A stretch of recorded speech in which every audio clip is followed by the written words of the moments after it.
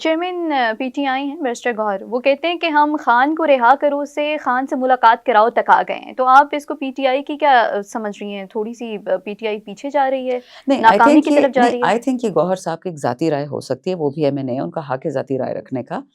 لیکن اگر آپ دیکھ لیں جس طرح سندھ میں سہیل افریدی کو لوگوں نے سر پہ بٹھایا، جن لوگوں کو پتہ بھی نہیں ہوتا کہ سہیل کیا ہے اور افریدی کیا ہے، یہ ایک قوم ہے، وہ چیف منسٹر ہے، جو لوگ کبھی زندگی میں مطلب پیپلز پارٹی کے تو ڈبے ہمیشہ بھرتے رہتے ہیں نا سندھ میں، انر سندھ میں خاص کر، تو ہمیں پتہ ہے کراچی تو ویسے عمران خان کا ہو چکا ہے. وہ لوگ نکلے ہیں آدھی رات کو، سہیل کو حیدرآباد سے انہوں نے کراچی پہنچایا ہے. ان کا جذبہ دیکھیے.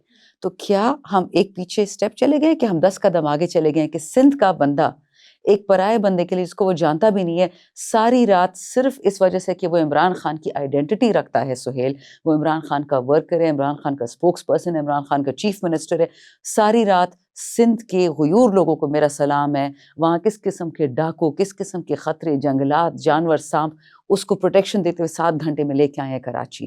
تو ہمت ہے ان لوگوں کی، سلام ہے. نہ ان کے پاس بندوقیں ہیں، نہ توپیں ہیں، نہ جہاز ہے ان کے پاس. ہم 10 قدم کیا 100 قدم آگے جا چکے ہیں.